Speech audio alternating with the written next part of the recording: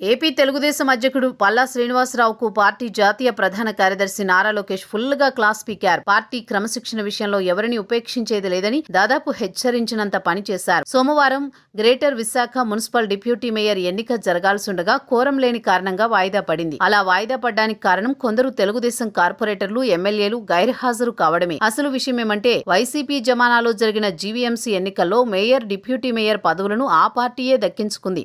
అయితే గత ఏడాది జరిగిన ఎన్నికల్లో జగన్ పార్టీ పరాజయం పాలై అధికారం కోల్పోయింది. తెలుగుదేశం కూటమి అద్భుత విజయం సాధించి రాష్ట్రంలో అధికార పగ్గాలను చేపట్టింది. ఆ తర్వాత జరిగిన నాటకీయ పరిణామాల్లో వైసీపీ కార్పొరేటర్లు పలువురు ఆ పార్టీని వీడి కూటమి పార్టీల పంచన చేరారు.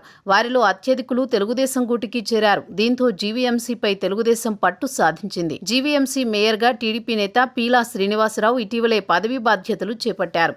ఇక ఇప్పుడు జీవీఎంసీ డిప్యూటీ మేయర్ పదవికి సోమవారం ఎన్నిక జరగాల్సి ఉంది. కూటమి ధర్మంలో భాగంగా డిప్యూటీ మేయర్ పదవిని జనసేనకు కేటాయించారు. ఈ నేపథ్యంలోనే డిప్యూటీ మేయర్ ఎన్నికలకు పలువురు తెలుగుదేశం కార్పొరేటర్లు డుమ్మా కొట్టారు. దీంతో కోరం లేని కారణంగా ఎన్నిక వాయిదా పడింది. జీవీఎంసీలో కూటమికి దాదాపు 74 మంది కార్పొరేటర్ల బలం ఉంది. 56 మంది హాజరైతే డిప్యూటీ మేయర్ సజావుగా సాగుండేది. కానీ కేవలం 54 మంది మాత్రమే హాజరు కావడంతో కోరం లేక అధికారికంగా ఎన్నిక వాయిదా పడినట్లు రిటర్నింగ్ అధికారి ప్రకటించారు. ఈ సమాచారం అందుకున్న డిప్యూటీ మేయర్ ఎన్నిక వాయిదా పడిందో లేదో ఆ సమాచారం నారా లోకేష్ పార్టీ ఏపీ అధ్యక్షుడు పల్లా శ్రీనివాస్కు ఫోన్ చేసి విషయం తెలుసుకున్నారు. డిప్యూటీ మేయర్ పదవిని జనసేనకు కేటాయించడంపై అసంతృప్తితోనే పలువురు గైర్హాజరయ్యారని తెలుసుకున్న ఆయన గైర్హాజరైన వారందరికీ షోకాజ్ నోటీసులు జారీ చేయాలని పల్లా శ్రీనివాసరావును ఆదేశించారు.